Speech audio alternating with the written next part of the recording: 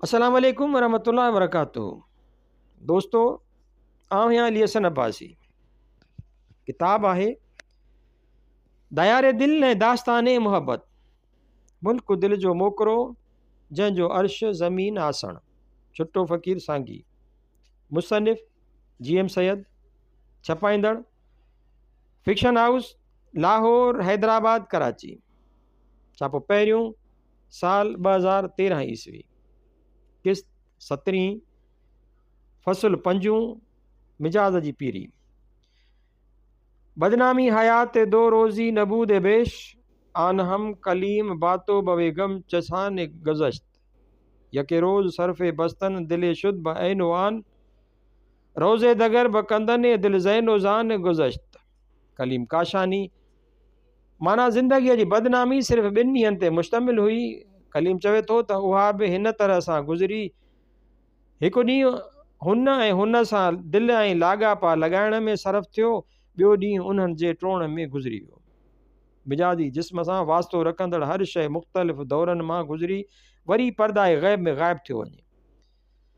उहा हालत मादी दुनिया जी हर ॻाल्हि सां वास्तो रखे थी, पोइ उहा जमादी, नबाती, हैवानी दर्जनि सां वास्तो रखंदड़ हुजे या क़ौमुनि, तहज़ीबुनि, मज़हबनि, नज़रियनि ऐं हुकूमतुनि सां मुतलिक़ हुजे। मथे आं पंहिंजे जवानीअ ताईं मिजाजी तजुर्बनि खे बयानु करे आयो आहियां। हाणे हेठां मिजाज जी पीरी वारे ज़माने जो ज़िक्र कंदुसि। हिते ही चवणु काफ़ी थींदो त अवल में मिजाज जे जन शयुनि खे दाइमी तौर हक़ीक़ी थे सम्झुमि से तजुर्बा वक़्तु गुज़रण बाद फ़ानी ॾिसण में आयमि। को वक़्तु हो जो हसीन शक्ल, ख़ूबसूरत नज़ारो, मिठो आवाज़ ऐं उम्दा माहौल दिलि ते असर अंदाज़ थींदा हुआ। उन्हनि खे दाइमी सम्झी चवंदो होसि त दमे फ़ुर्सत गनीमत दान दादे ख़ुशदिली बुस्तान, बसे गर्दिश कुंद गर्दून बसे लैलो निहार आरद। माना फ़ुर्सत जो वक़्तु गनीमत ॼाण ऐं उन मां पूरो फ़ाइदो वठि, छाकाणि त ज़मानो बदिलजी कई रातियूं ॾींहं आणींदो। पर हाणे तस्वीर जो ॿियो रुख़ बि ॾिसण में अचणु लॻो। हेठां ज़िंदगीअ जे हेठियनि शुबनि जे ॿिए तरफ़ जो ज़िक्र कंदुसि। नंबर 1 मज़हबी शोबो, नंबर 2 इल्मी शोबो, नंबर 3 अमली शोबो, नंबर 4 मिजाजी इश्क। उन्हनि 4 शोबनि जी कारगुज़ारीअ बाबति अॻियनि दौरनि जो अहवाल करे आयो आहियां। हाणे पीरीअ जे दौर वारनि तजुर्बनि जो हेठि बयानु कंदुसि। शोबा मज़हब जो ॿियो तरफ़। अॻियनि फ़सलनि में मूं ॿुधायो हो त मज़हब इस्लाम बाबति 2 नज़रिया मुंहिंजे अॻियां पेश हुआ। नंबर 1 इस्लाम दुनिया जो आख़िरी मुकमिल ऐं आलमगीर मज़हब हो। नंबर 2 कसरत मज़हब पोयां बुनियादी वहदत मुज़मर हुई।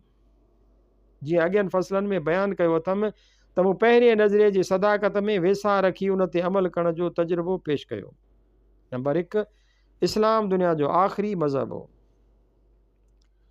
इस्लाम जे आख़िरी मज़हब मुल्ला जे नुक़्ताए निगाह वारीअ में मूंखे अॻे ई शक हो, पर जीअं अॻे फ़सल में लिखियो अथमि त अलामा आया काज़ी ऐं अलामा मशरिक़ीअ जी तशरीहुनि बाद उन ई नज़रिए जी सदाकत में एतमाद रखी तजुर्बो करणु शुरू कयुमि। कुझु वक़्तु अॻे हली तजुर्बे बाद मालूम थियो त मज़कूरा बाला 2 बुज़ुर्गनि जी तशरीह वारी इस्लामी सिक जो रिवाज मुल्क में चालू कोन हो। इस्लाम जे आख़िरी मज़हब जी तशरीह ऐं ताबीर यूपी ऐं पंजाबी मुस्तक़िल मफ़ाद मुसलमाननि जे नमक ख़ुखार मुल्लनि जे हथ में हुई। हिननि जी नुक़्ताए निगाह वारो साॻियो साल 1300 वर अॻे अरब मुआशरे लाइ ईजाद कयल फ़िक़ही कानून वारनि इस्लामी आख़िरी दीन हो, जो हू तरक़ी पसंद ख़्याल ऐं ईजाद जो मुखालिफ़ हो, जंहिंमें हर मामले में माण्हू दकियानूसी मुल्हनि जी ताबीर जो मोहताज रहियो थे। दुनिया जी हर नई ॻाल्हि बिदत हुई। उन में अकुल जी इस्तेमाल ते बंदिश हुई। उन ई इस्लाम जी नए ताबीर लाइ हर कोशिश नाकामयाब वियल हुई। उन ई करे नेठां हिन राय जो थियुसि त उन ई उसूल में मञण करे पाण खे मुस्तक़िल मफ़ाद गिरोह जे चंबे में फासाइण बराबरि हो। उन लाइ पहिरीं तरीक़ो उहो हो त उन ई उसूल जे मञण खां इनकार कजे। मुला वारे इस्लाम खे दुनिया जो आख़िरी दीन करे मञण पाण खे कोड़की में फासाइण जे बराबरि हो। नंबर 2 इस्लाम दीन मुकमिल आहे। मूंखे मज़कूरा बाला आलमनि जी सोबत करे ज़हन में वेठल हो त इत्तिहाद इंसानी अमुन आलम ऐं तरक़ी बनी आदम लाइ सालिहनि जी जमात तरफ़ां थींदड़ कोशिशूं दीन इस्लाम जो रूह हुयूं। दीन इस्लाम जा मथे ॿुधायल 3 मता बुनियादी ऐं मुकमिल हुआ। उन्हीअ में फेर घेर न थियणी हुई, लेकिन उन्हनि जे हुसूल लाइ तरीक़ाकार, हालात, ज़माना ऐं तक़ाज़ाई वक़्त मुताबिक़ बि वक़्तु ईजाद करे कमु हलाइणो हो। तजुर्बे बाद मालूम थियो त आलमनि जी तशरीह इस्लामीअ खे मौजूदा मुस्तक़िल मफ़ाद जी क़दामत ऐं रुजत पसंद मुल्हनि तरफ़ां क़बूल न थिए कयो वियो। हिन जो चवणु हो त 1300 वरी अॻु अरबुस्तान जी मुआशिरे जी माण्हुनि जी रहबरीअ लाइ जे क़ाइदा ऐं कानून जे शरियती दस्तूर मुक़ररु कया विया हुआ, उहे हर दौर ऐं मुआशिरे जे माण्हुनि लाइ मुकमिल ज़ाब्ता हयात थी कमु अचणा हुआ। उन्हनि खां सवाइ इंसान ज़ात जी निजात मुमकिन न हुई। जीअं त कसरत तादाद मुल्हनि जो पोएं फ़िक्र जो क़ाइल हो, उन करे आम तरह दीन मुकमिल मां माना संदन नुक़्ताए निगाह वारी वरिती थिए वेई, जंहिं नुक़्ताए निगाह खां मूं दीन इस्लाम खे दीन मुकमिल तस्लीम कयो हो, उनखे ख़ुदि साख्ता इस्लाम जे दावेदारनि क़बूल न थिए कयो। तंहिं करे तजुर्बे बाद मूंखे पंहिंजी ग़लती मालूम थी। हाणे मूं ते उहा ॻाल्हि ज़हन नशीन थियणु लॻी त मज़हब जे मुल्हनि वारी तशरीह रूह इस्लाम जे ख़िलाफ़ु हुई। उन ज़रिए इताद इंसानीअ जे एवज़ निफ़ाक़ पैदा थिए थियो, अमन पैदा थियण बदिरां बदअमनी थिए थी।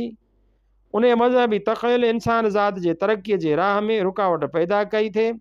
मुल्हनि तरफ़ां पेश कयल इस्लामी तख़यल फ़रूई, फ़िस्ताई, मादी तशद्दुद जो हामी ऐं गुमराह कुन हो। तंहिं करे अहिड़ी तशरीह वारे मज़हब खे दीन मुकमिल तस्लीम करणु बेसूद हो। उन ई अक़ीदे मां फ़ाइदे जे बदिरां नुक़सान जो अंदेशो हो। नंबर 3, इस्लाम आलमगीर मज़हब हो। मुल्हनि जे 3 इस्लाम बाबति दावा उहा हुई त इस्लाम आलमगीर यूनिवर्सल दीन हो ऐं उन जे मञण वारा मिसाली क़ौम हुआ। उन्हनि खे इंसान ज़ात जी रहबरी करणी हुई। मुसलमान वहदत ते ख़याल ऐं अमल करे मुकमिल क़ौम ऐं राह रास्त जा पैरोकार हुआ। हाणे सिर्फ़ु हिननि खे रहियल दुनिया जे ॿियनि माण्हुनि खे राह रास्त ते आणो हो। उन ई नज़रिए खे बि तजुर्बे जी कसवटीअ ते आज़माए ॾिठुमि ऐं मालूम थियो त हिंदुस्तान जे कनि मुस्तक़िल मफ़ाद मुसलमाननि जो उहो अक़ीदो बि ग़लति ऐं ख़ौफ़ फ़हमीअ ते बर्पा कयल हो। रसूल मक़बूल सल्लल्लाहु अलैहि वसल्लम साले माण्हुनि खे एतिक़ाद ऐं अमल जी बुनियाद ते जंहिं सोसाइटी बनाइण जो इज़हार कयो हो, सा मुख़्तलिफ़ वजूहात करे वजूद में अची न सघी हुई। सूफ़िया किराम, संतनि ऐं ॿियनि बुज़ुर्गनि तरफ़ां कोशिश जे बावजूदु उन ख़्वाब जो पूरी तरह ताबीर न थी सघियो। पाकिस्तान जे मुसलमाननि खे उन मिसाली क़ौम सां तशबीह ॾियणु ख़ुदि फ़रेबी हुई। हिते मुसलमाननि जे नाले हेठि कठे थियल जमे गफ़ीर खे सालिहनि जी जमात सम्झणु ग़लति हो। हिन दीन जी पुस्त पियल बद इख़लाक़ मुतज़ाद अक़ाइद ऐं अमल जो माण्हुनि खे आलमगीर क़ौम तसवुरु करे दुनिया जी रहबरीअ जो लाइक़ु सम्झणु जहालत हुई। पाकिस्तान जे क़याम बाद थियल वाक़िअनि जे तजुर्बे बाद हिननि इस्लाम जे दावेदारनि जी अक्सरियत जे अक़ीदनि, अमलनि, तरीक़ाकार, तशद्दुद, ज़ुल्म, इस्तबदाद ऐं इस्तेसाल जे कारनामनि मूं ते वधीक वाज़िह कयो त उहे उहा क़ौम बणियल न हुआ जंहिं लाइ शुहदा अल नफ़्स जो मयार ठहकी अचे। उन ई करे गुज़िरियल 1300 वरियनि जी तारीख़ी तजुर्बे ऐं पाकिस्तान जी रूदाद खे मदेनज़र रखी आउं हिन राय जो थियो आहियां त मज़कूरा बाला मुला जी तशरीह कयल बुनियादनि ते आम माण्हुनि जी तरक़ी ऐं सुधारो नामुमकिन हो। दुनिया जे ॿियनि मज़हबी तजुर्बनि बि उन ई ॻाल्हि जी तस्दीक कई। तंहिं करे मुसलमाननि जी जुदागाना क़ौमी नज़रिए खे फिटो करे क़ौम जो बुनियाद मुल्क, ज़ुबान, तारीख़ी रिवायात, कल्चर ऐं सियासी ऐं इक़्तिसादी मफ़ाद ते रखी महदूद दायरे में माण्हुनि जी यकजहती ऐं हमख़यालीअ लाइ कोशिश खे वधीक कारगर सम्झां थो। उहो क़ौमी नज़रियो फितरी ऐं देरपा हो। हू यूपी पंजाब जे मुस्तक़िल मफ़ाद मुसलमाननि जो ईजाद कयल नज़रियो ग़लति हो। उन मां मुल्क ऐं माण्हुनि खे फ़ाइदे जे एवज़ नुक़सान पहुतो हो। दीन इस्लाम ऐं इतिहाद इंसानी आणण वारो हो छा? मुल्हनि जो चवणु हो त इस्लाम इंसान ज़ात में इतिहाद, मसावात ऐं मुहबत आणण वारो हो। उहो ख़्याल बि तारीख़ जे कसवटीअ ते ग़लति साबित थियो हो। इस्लाम इंसान ज़ात में वहदत त न आंदी आहे, पर जुमिले मुसलमाननि में बि यकजहती, इतिहाद, मसावात न आणे सघियो आहे। उन सिलसिले में मुसलमाननि तरफ़ां जुमिले कोशिशूं रायगान वयूं आहिनि। पैन इस्लामिज़म जो तजुर्बो बि बेकार साबित थियो आहे।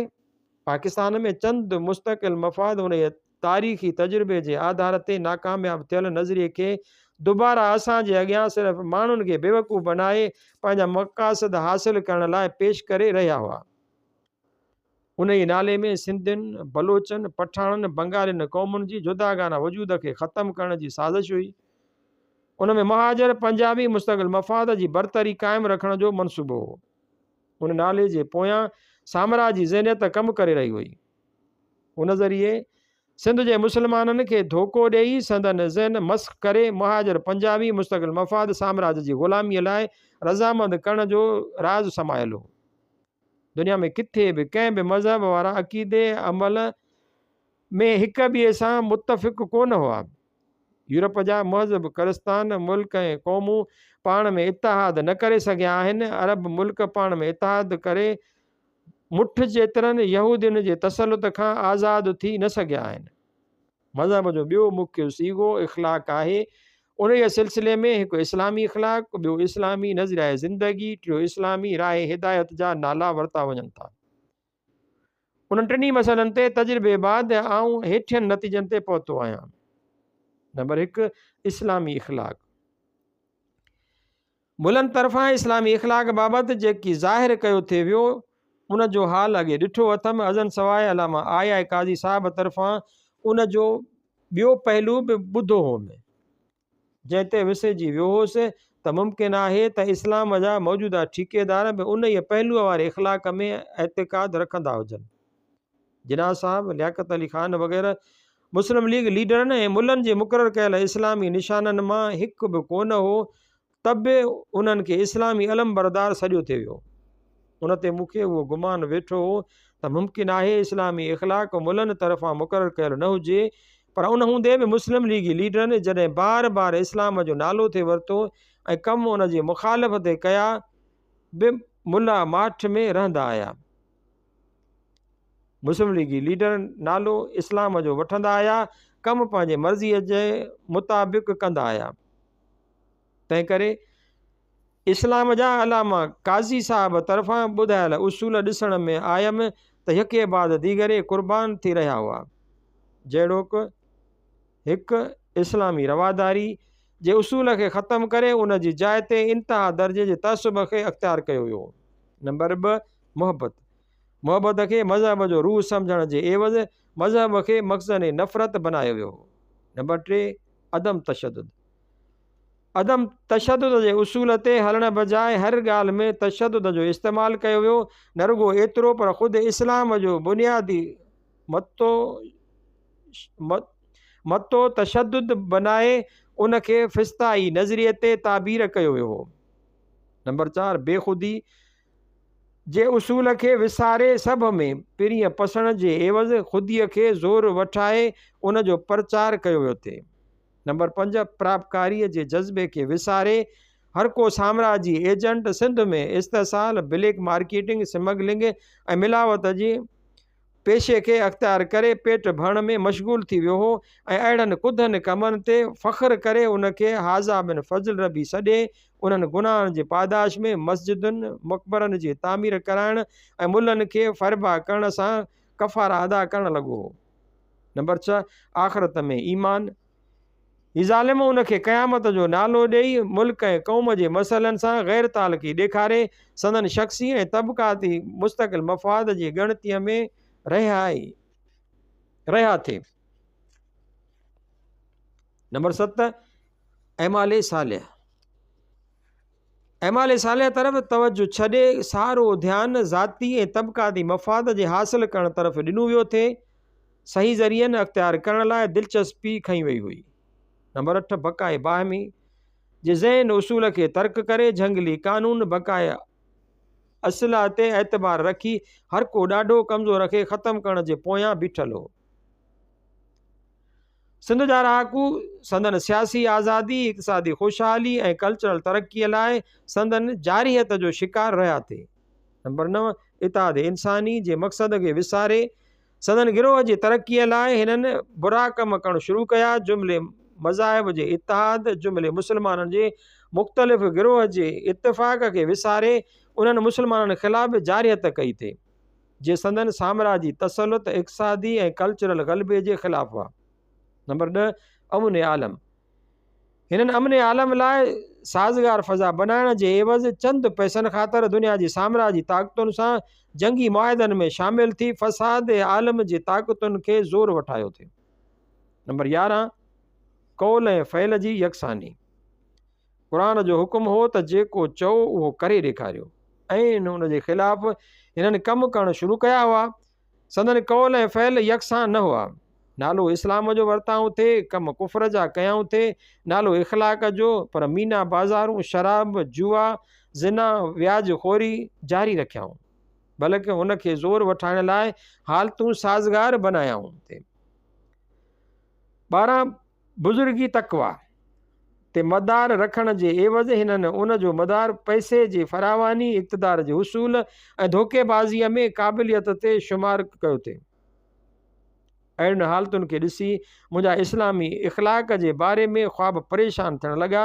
उन करे मूंखे अहसासु थियणु लॻो त जॾहिं नौजवान तालीम याफ़्ता तबिके जे चंद माण्हुनि रद्द अमल में अची मुर्गो मज़हब खां बेज़ारी थिए ॾेखारी त खेनि ॾोह ॾियणु मुश्किल हो। नंबर 2 इस्लामी तरीक़ाए ज़िंदगी। रिवायती मुल्लनि इस्लामी तरीक़ाए ज़िंदगीअ खे क़दीम फ़िक़ही क़ानूननि जे मातहत रखी उन खां अलावा हर ॻाल्हि खे बिद्यत ऐं गुनाह ते ठहिरायो। ॾाढ़ी रखणु, मुछूं कटाइण वेठे, पेशाब करणु, ख़ासि क़िस्म जो लिबास पाइणु, वींदे उथण वेहण ताईं हिननि लकीर जे फ़क़ीर वांगुरु जेके अॻियनि माण्हुनि खे कंदे ॾिठो हो उनखे इस्लामी तर्ज़ ज़िंदगी तस्लीम करे उन खां ॿाहिरि हर ॻाल्हि खे ग़ैर इस्लामी थिए जातो। पर उन्हनि मुल्लनि संदन मुस्लिम लीगी आकाउनि खे अहिड़ी तर्ज़ ज़िंदगी अख़्तियार न करण ते चशम पोशी थिए कई। जिना साहब जंहिंखे ज़रे घटि हिननि इस्लाम जो अलंबरदार पे सम्झो, उन जी ॾाढ़ी मुछूं कूड़णु, रोज़ा न रखणु, निमाज़ न पढ़णु, बीठे पेशाब करणु, मुल्हनि जे मुक़ररु कयल लिबास न पहिरणु, इब्नुल वक़्त पॉलिसी अंग्रेज़नि जी दलाली करण ते कुझु न थिए कुझु। अहिड़ीअ तरह जॾहिं लियाक़त अली ख़ान इस्लामी आइन नाफ़िज़ करण जी ॻाल्हि करे शराबखोरी, ज़ना, जुआ, घोड़े ड्रोड़, व्याजखोरी, मीना बाज़ार खे क़ाइमु रखियो वेठो हो त अखर बि ख़िलाफ़ु न थिए ॻाल्हायाऊं। अज़न सवाइ लियाक़त अली ख़ान जॾहिं इस्लामी आइन जो नालो वठी उन में सिर्फ़ु 2 जुमिला विधा। हिकु, को बि क़ानून क़ुरान ऐं सुन्नत जे ख़िलाफ़ु न ठहंदो। नंबर 2, पाकिस्तान जी रिपब्लिक इस्लामी हूंदी ऐं उन जो सदर मुस्लमान हूंदो। त ही ख़ुशि थी विया बावजूदि उन जे जो मुल्क जा फ़ौजदारी क़ानून साॻिया इंडियन पेनल कोड या क्रिमिनल प्रोसीजर कोड अंग्रेज़नि जा रोमन क़ानून जे बुनियाद ते क़ाइमु कयल हुआ। मुल्क में ॿिया सभु क़ानून क़रीबन अंग्रेज़ी दौर वारा साॻिया हुआ। पोइ बि हिननि माण्हुनि खे धोखे ॾियण लाइ इस्लामी तरीक़ाए ज़िंदगीअ जो राग अलापण खां शर्म न थिए आयो ऐं इस्लाम, मुस्लिम लीग ऐं पाकिस्तान जा नाला वठी माण्हुनि खे धोखो ॾिनो थिए वियो। नंबर 3 इस्लामी निज़ामी हुकूमत। हिननि महाजर पंजाबी मुस्तक़िल मफ़ाद ऐं संदन एजेंटनि जो चवणु हो त मुस्लमान मज़हब जे बुनियाद ते जुदा क़ौम हुआ। नंबर 1 नंबर 2 उन्हनि खे हिकु मरकज़ी हुकूमत पाकिस्तान में बनाए दुनिया इस्लाम जी रहबरी करणी हुई। नंबर 3 उन मुल्क में हुकूमत जो आइन ऐं निज़ाम इस्लामी करणो हो। संदन मज़कूरा बाला दावाउनि जो तजुर्बे बाद पतो पियो त ग़लति हुयो। नंबर 1 मुस्लमान मज़हब जे बुनियाद ते जुदा क़ौम हुआ।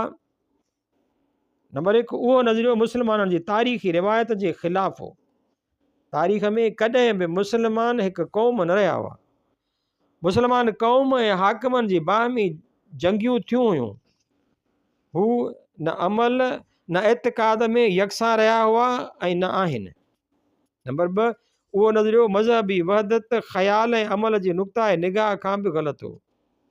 मुस्लमाननि में 350 खां बि घणा फ़िरका पैदा थियल आहिनि जिन मां हर हिकु पाण खे नाजी ऐं ॿियनि खे नारी थो सॾियो। मुस्लमाननि में के माण्हू ज़ानी, रिश्वतखोर, इस्तेसाली, शराबी ऐं बद किरदार हुआ। त ॿिया परहेज़गार ग़रीब ऐं साहिब इख़लाक़ हुआ। उहे ॿई गिरोह कहिड़ीअ तरह हिक जहिड़ा ऐं हिक क़ौम जा फ़र्द थी सघिया थे। नंबर 3, दुनिया में मौजूदा मुसलमान मुल्क जहिड़ोकि अफ़गानिस्तान, ईरान, इराक, तुर्की, लिबनान, शाम, Kuwait, Yemen, Saudi Arabia, Jordan, मिस्र, Sudan, Libya, Tunis, Algeria, Somaliland, Nigeria, Guinea, Bangladesh, Malaysia ऐं इंडोनेशिया वग़ैरह सभु जदीद नज़रिया क़ौमियत ते जुदा क़ौमूं सॼा थी विया, जन जो बुनियाद वतन, ज़ुबान, कल्चर, तारीख़ी रिवायात, सियासी ऐं इक़्तिसादी मफ़ाद ते हो। नंबर 4, दुनिया जो को बि मुसलमान मुल्क मज़हबी बुनियाद ते क़ौम नथो सॾाए, सो पाकिस्तान जी महाजर पंजाबी मुस्तक़िल मफ़ाद साम्राजी ख़्याल माण्हुनि जे। नंबर 5, उहो दुनिया जे वॾनि सियासी ऐं मज़हबी धोखनि मां आहे, जंहिंजो समूरो मदार कूड़ ऐं धोखे ते आहे। नंबर 2, पाकिस्तान मरकज़ इस्लाम हो। जे गौर सां निगाह कबी त पाकिस्तान कॾहिं अॻे हिकु मुल्क रहियो हो न वरी हिन वक़्तु ई यकसा मफ़ाद जो मुल्क आहे। उन में 4 क़ौमूं रहनि थियूं, सिंधी, बलोची, पठान, पंजाबी, जिन खे पंहिंजा जाग्राफियाई वतन, पंहिंजूं ज़ुबानूं, तारीख़ी रिवायात ऐं कल्चर आहिनि। संदन सियासी ऐं इक़्तिसादी मफ़ाद जुदा आहिनि। हिन मुल्क खे बर्पा करण वक़्तु उन जी रहंदड़ क़ौमुनि सां जे अहदनामा कया विया हुआ त उन में शामिल थींदड़ मुल्क आज़ाद ऐं ख़ुदि मुख़्तार रियासतूं थी रहंदियूं से थी चुका आहिनि। ही सारो मुल्क हिन वक़्तु महाजर पंजाबी साम्राज्य जे मातहत संदन तबक़ाती ऐं क़ौमी मफ़ाद जे इस्तेसाल लाइ कतब अची रहियो आहे, जंहिंमें घणे में घणो नुक़सानु सिंधु देश खे पहुतो आहे, सिंध खे हेठियां नुक़सान न पहुता आहिनि। नंबर 1, सिंध जा रहाकू जुदा क़ौमियत विञाए पंजाब जी वॾी क़ौम जी अक़लियत बणिजी पिया आहिनि। नंबर 2, पाकिस्तान जे करे सिंधियुनि जी जुदा क़ौमियत, वतन ऐं हक़ ख़ुदि इरादीअ खां इनकार कयो वञे थो। नंबर 3, पाकिस्तान जे वजूद में अचण बाद सिंध जी ज़मीन, कारखाना, वापार, नौकरियूं, पैसो गैर मुल्की माण्हुनि जे हवाले थियो आहे। नंबर 4, पाकिस्तान जे क़याम बाद ॿियनि सूबनि जा रहाकू 50 करोड़ रुपया सालियानो सिंध मां कमाए ॿाहिरि खणी सिंध जी मईशत खे नुक़सान पहुचाए रहिया आहिनि। नंबर 5, पाकिस्तान ठहण बाद सिंधियुनि जो नज़रिया पाकिस्तान इस्लामी आइन ऐं मज़बूत मरकज़ जे नाले में इस्तेसाल थी रहियो आहे। नंबर 6, पाकिस्तान जे क़याम ॿाहिरिन मटा सटा, वापार, बैंकूं, रेलवे, टेलीग्राफ, रेडियो, टेलीविज़न, खाणियूं, इक़्तिसादी इदारा मरकज़ी हुकूमत जे नाले में महाजर पंजाबी साम्राज्य जे हवाले में ॾिना विया आहिनि। नंबर 7, पाकिस्तान जे आइन मुताबिक़ सिंध मां वसूल थींदड़ 350 करोड़ रुपया सालियाना टैक्स जा पैसा मरकज़ जे हवाले करे महाजर पंजाबी साम्राज्य जे हथ में ॾिना विया आहिनि। नंबर 8, पाकिस्तान जी मरकज़ी हुकूमत में दिफ़ा, ख़ारिजा मामलात ऐं करंसी खातनि ते 80% ख़र्च सिंध मां वसूल थींदड़ टैक्सुनि मां ख़र्च करण जे बावजूदि 5000 पोयां हिकु सिंधीअ खे बि नौकरी मिली सघी आहे। नंबर 9, पाकिस्तान जी हुकूमत खे हिकु क़ौम जे बुनियाद ते बर्पा करण करे मरकज़ी असैम्बलीअ में सिंधियुनि खे 21% नुमाइंदगी ॾिनी वई आहे। नंबर 10, उन जी तस्वुर जे बुनियाद ते मरकज़ी हुकूमत ते सदाईं महाजर पंजाबी साम्राज्य जो कब्ज़ो रहणो आहे, सिंधी संदन रहम करम ते रहणा हुआ। नंबर 11, उन हिकु क़ौमी नज़रिए जे बुनियाद ते सिंधियुनि खे मरकज़ी हुकूमत जी नौकरियुनि में 1% बि नौकरियूं नसीब न थियूं आहिनि। नंबर 12, पाकिस्तान जे क़याम करे गैर मुल्की उर्दू ज़ुबान खे क़ौमी ज़ुबान बनाए हज़ारा सालनि जी सिंधी ज़ुबान खे हक़ खे रेटियो वियो आहे ऐं सारे मुल्क जे महाजर कल्चर खे मुसलत करण लाइ दरवाज़ो खोलियो वियो आहे।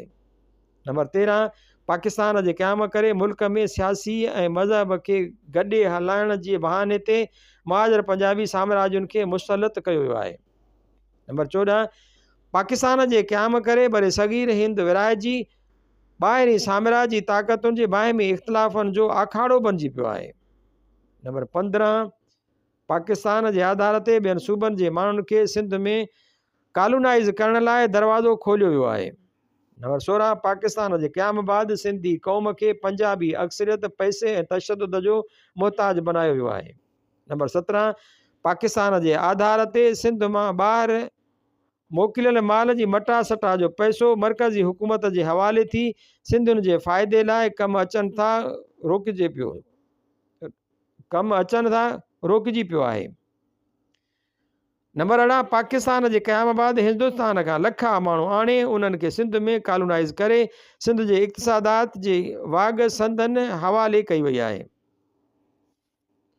नंबर 19, पाकिस्तान जे क़याम बाद महाजर पंजाबी हाकिम सिंधी सियासतदाननि खे डप ऐं लालच जे आधार ते मुती करे सिंधी मफ़ाद जे ख़िलाफ़ कतब पे आंदो आहे। नंबर 3, इस्लामी निज़ाम हुकूमत। सिंधी मुस्लमाननि जे मज़हब सां मुहबत जो नाजाइज़ फ़ाइदो वठी खेनि इस्लाम आइन ऐं इस्लामी निज़ाम हुकूमत जे धोखे हेठि वरगलायो वियो आहे। आइन हिंदू या मुस्लमान कोन थींदो आहे। आइन जा मुख्य शोभा 5 आहिनि।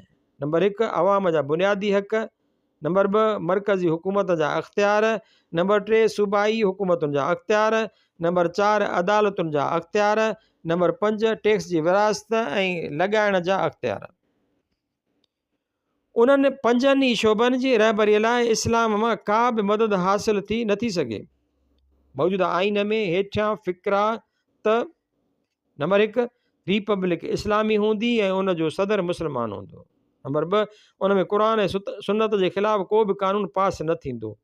दाख़िल थियण करे उहो आइन इस्लामी कोन थी पियो। उन जा अक्सर कानून रिवायती इस्लाम जे ख़िलाफ़ आहिनि। शराबखोरी, व्याजखोरी, जुआ, अवाम जो इस्तेसाल आम जाम आहे। अहिड़ीअ तरह इस्लामी निज़ाम हुकूमत जो ख़्याल बि ग़लति आहे। इस्लामी निज़ाम हुकूमत जा हामीअ खे धोखो ॾेई संदन तवजो हक़ीक़ी मसइलनि खां हटाइण लाइ अहिड़ो आवाज़ उथारीनि था।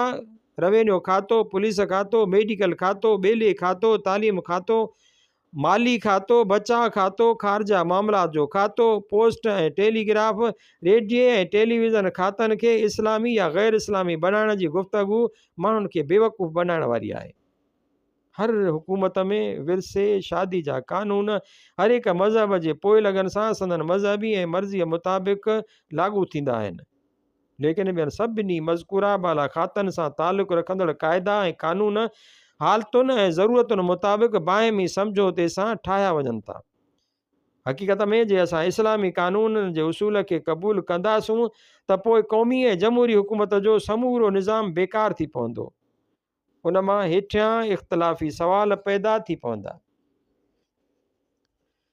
नंबर 1, उहे कानून आम माण्हुनि जा चूंडियल नुमाइंदा ठाहींदा या मुला ठाहींदा। नंबर 2, उहे कानून जेकॾहिं मज़हबी माण्हुनि खे ठाहिण जी अख़्तियारी ॾिजे त कहिड़े मज़हब ऐं फ़िरके जे माण्हुनि खे कानून ठाहिण जी अख़्तियारी हूंदी।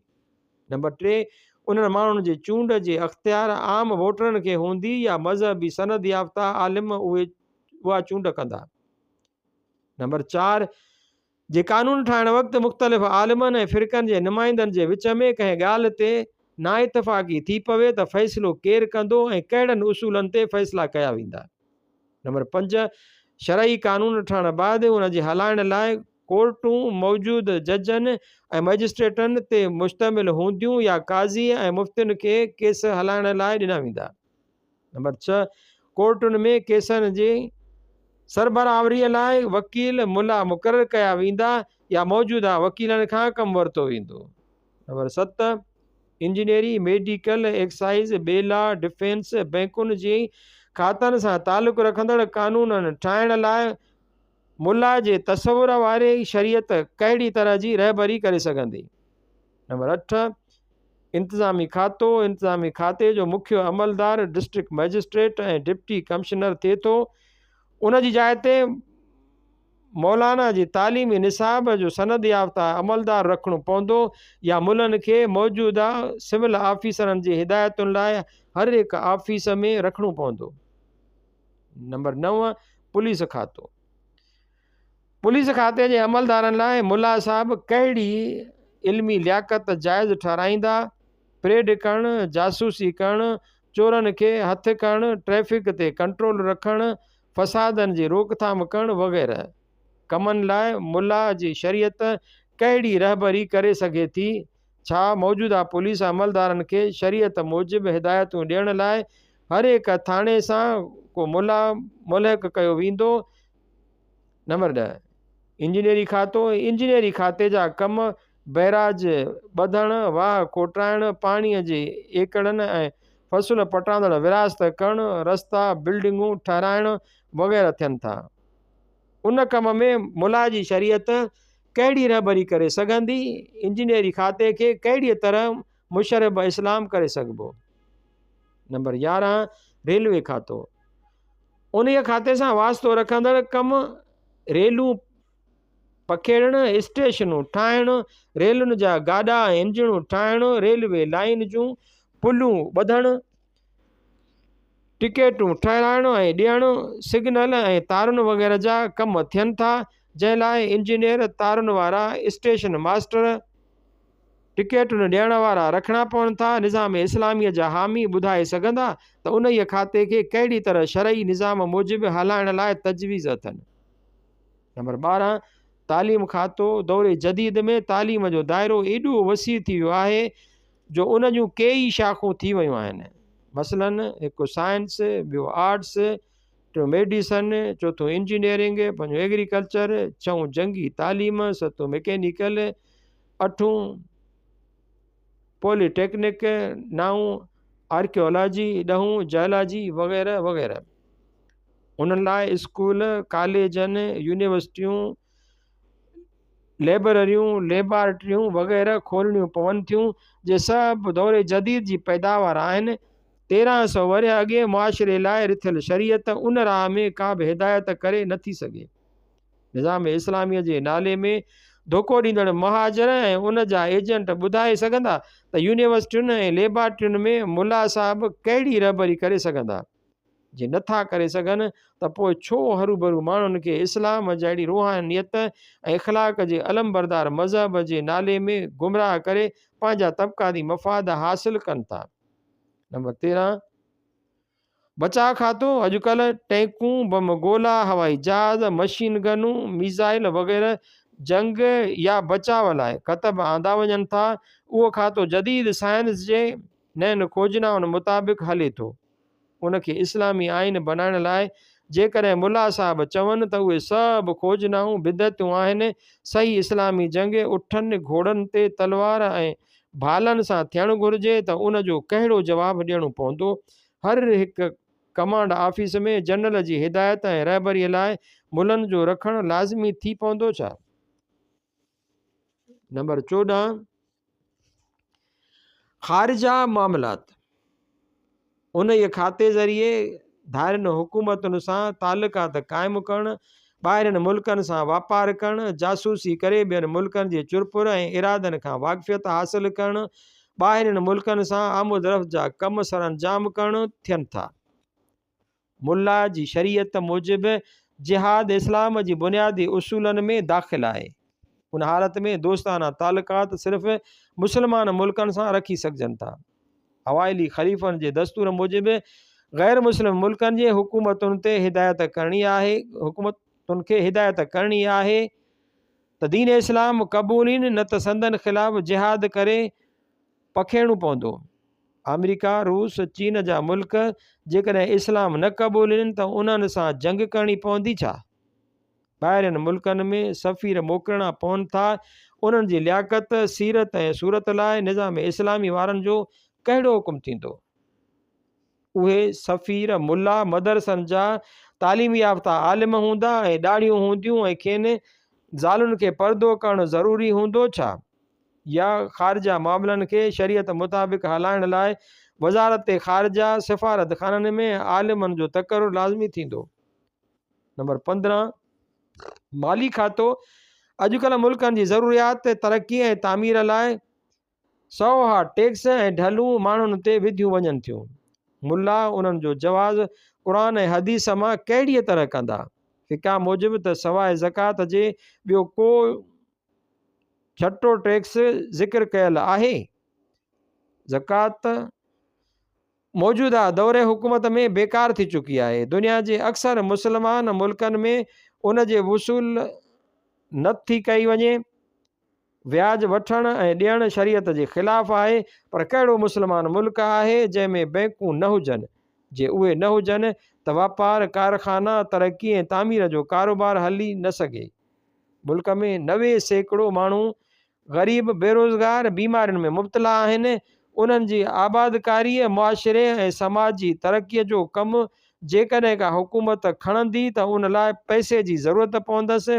उन वास्ते हुकूमत सोशलिज़म मूजिबि के क़दम खणणु चाहे त मुल्हनि तरफ़ां शख़्सी मिल्कियत जे बचाव जे बहाने सां हिफ़ाज़त कई वेंदी, पोइ उन हालत में को सुधारो थी न सघंदो। नंबर 16, सिहत खातो। अॻियनि ज़माननि में बीमारियुनि लाइ ॾंभ ॾियणु, रम हणणु, सीरूं छोड़णु, बीमारनि खे जिन्हनि जो असरु सम्झी मारूं ॾियणु या सुरंदा वॼाइण जा इलाज कया वेंदा हुआ। हिन वक़्तु एक्सरे ईजाद कया विया आहिनि, इंजेक्शनूं हयूं वञनि थियूं, माइक्रोस्कोप ऐं रेडियोग्राम वग़ैरह किताब आंदा वञनि था। तबी तालीम लाइ मेडिकल कॉलेज, लेबॉरेटरियूं खोलियूं वञनि थियूं। उन ई ॾिस में शरीयत इस्लामी कहिड़ी मदद ॾेई सघे थी?